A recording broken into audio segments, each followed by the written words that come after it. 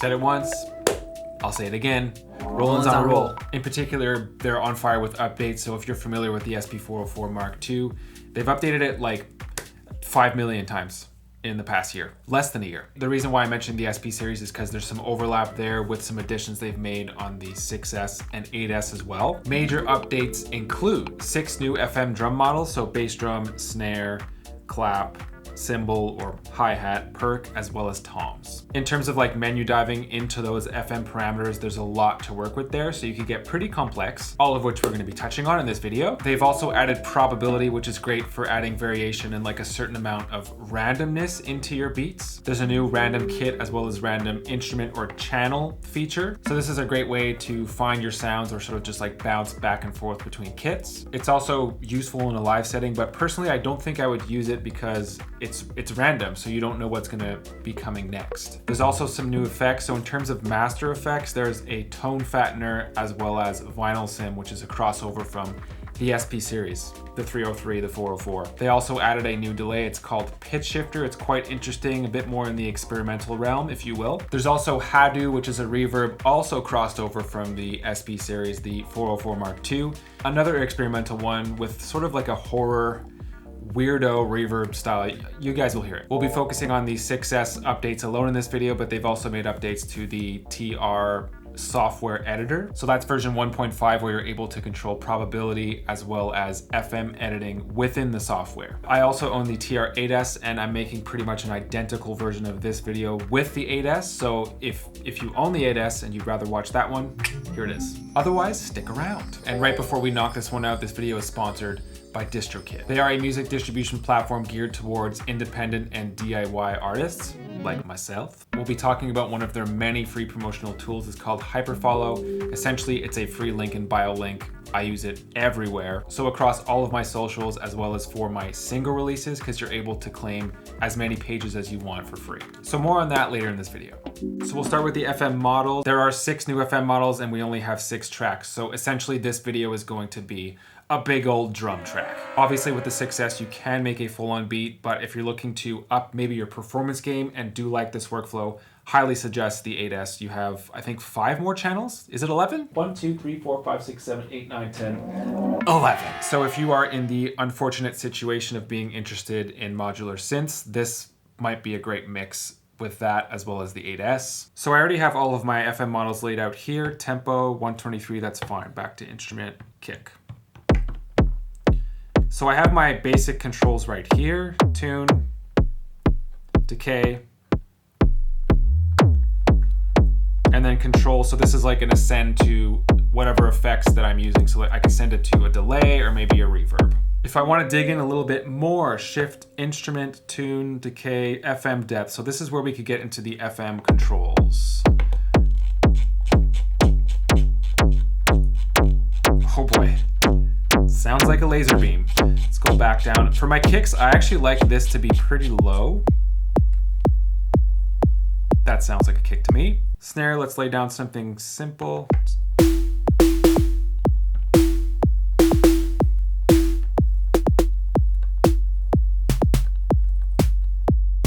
Same thing for snare. Let's see what we can come up with here.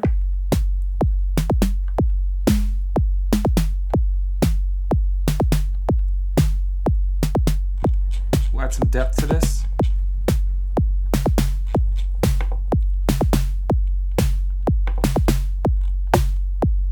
Okay, so that's where that FM quality comes in.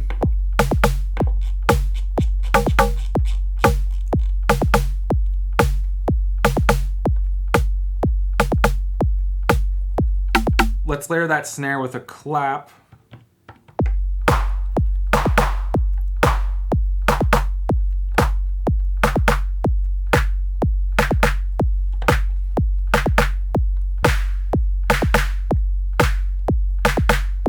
It's sounding a lot like the Drum Brute Impact. That's kind of funny because I did a comparison video between the TR-6S, the Drum Brute Impact, as well as the PO12, PO Rhythm. And so now with this addition, it might be another reason to go with the TR-6S. I don't know. Cool. Happy with that. Hi-hats, we're gonna keep this simple.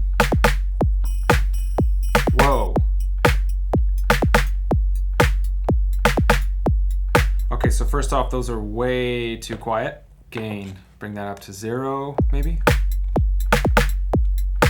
And let's see what else we could do with this within the FM parameters here.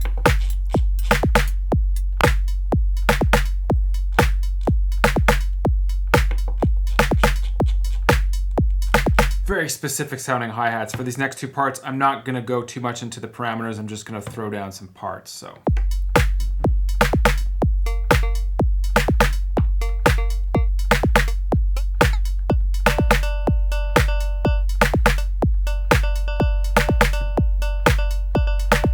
And finally the toms. Whoa.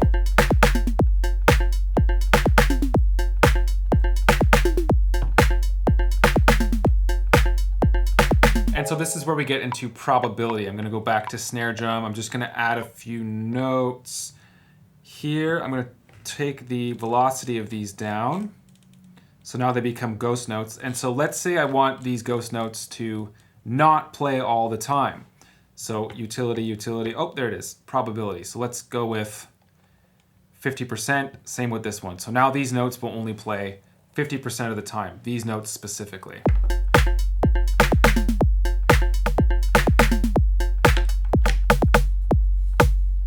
Oh, didn't play.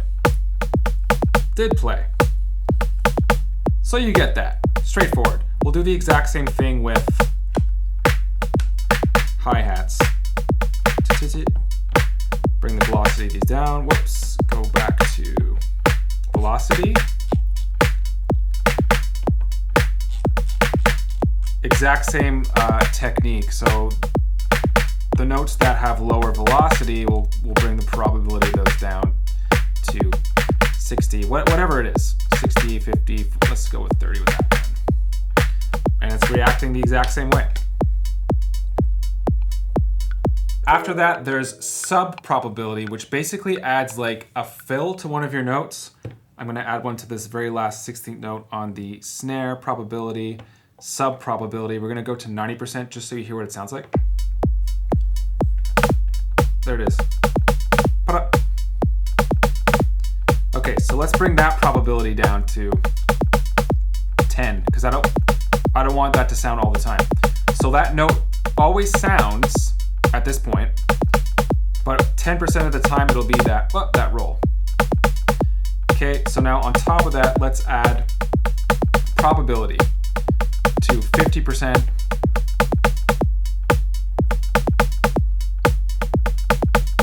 Oh, it's still sounding all the time. Let's bring that down to 10%. Oh, there we go. So let me explain this right. So now the probability is 10%, so it'll play 1 out of every 10 times. And then the sub-probability is what? 10%. So that's 10% of the 10%. On top of that, there's master probability, so that's bass drum and snare drum together. And then from here, I have master probability, this second knob. So 100%, it means that all of my probability notes that I've selected or added in, they're gonna play all the time. Whereas if I go to 0, it brings that value to 0. And if I go to -100, all of those notes that I added probability to are not gonna play at all. We'll take a look at random Kit Selector, but first I'm gonna go Shift exit to make sure that I save everything. And from there, I'm gonna jump to a different bank completely. So let's go to bank 1. Go to a full pattern here. This is just a stock pattern. If I want to change all of the instruments on this entire kit all at once, sample instrument, boom. I don't like that. Next.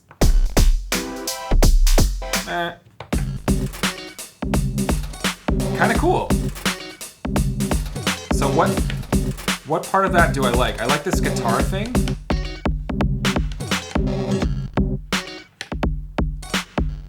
Right, so let's say I like this part. This could be like a starting point of a completely new pattern. Maybe I want to speed it up. Take that shuffle to 0 or 50. Right, change those kicks around. 4 on the floor, baby. Just one pattern, one variation, I should say.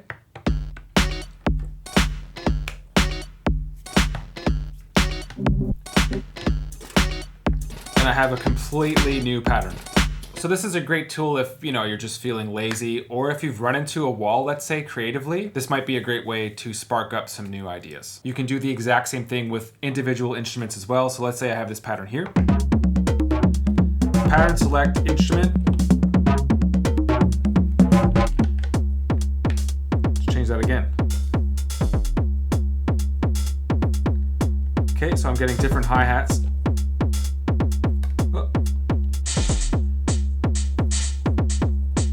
Let's take a look at tone fattener and vinyl simulator. So shift, master effects. I guess they're at the end. Yeah, so there's vinyl sim, fattener. Let's go with that. And we're gonna control depth with this here. I think we could also change this control. Yeah, level or depth. So let's go depth. Let's see what this does. Oh, sorry, master effects is not on. Make sure that this is on. Let's see what that's doing. Let's step out of this menu for a second. So odd, definitely a much fatter low end. Even is a little crunchier. I think the sweet spot is around here. Can't forget about vinyl simulator. This is what we've all been waiting for. Compressor. We're gonna blast this. Turn the noise up just so you can see what it sounds like if you're not familiar with this noise. You hear that? And then there's wow and flutter. I like to go pretty heavy on the wow and flutter. If you want to blast it, option is there. Let's hear it.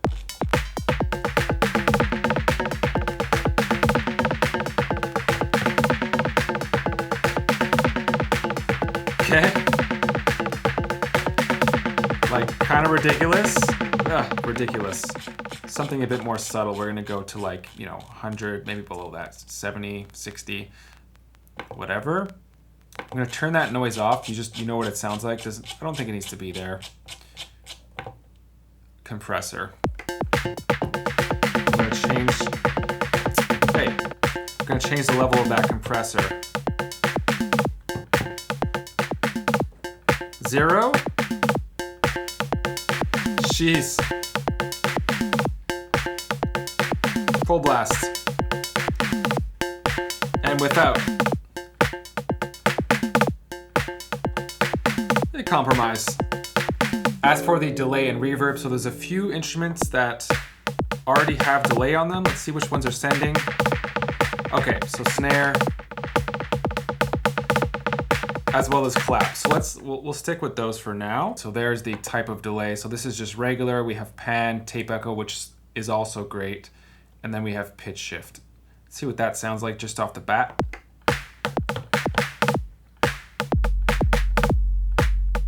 Whoops. It's a little tricky, that one there. Wow. That's wild. Let's get into this. Let's dig into it. Let's turn that feedback down for sure. A little subtle. Right, so that's the idea. And then this is where you could get creative with it. I'm gonna bring that semitone down. So you're able to pitch your delay. Lastly, we have reverb. I'm gonna see what drums are being sent to that.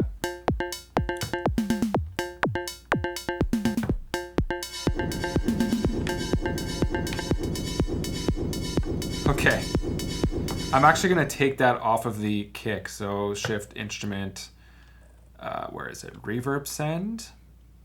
There it is. I'm gonna turn that to 0. I don't like having too much reverb on the kick.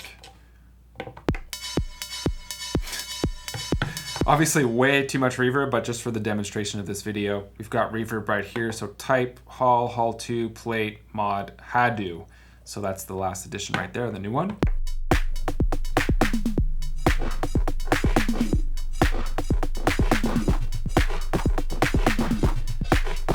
It has a similar sort of flavor to the microcosm in a way, if you guys are familiar with that pedal.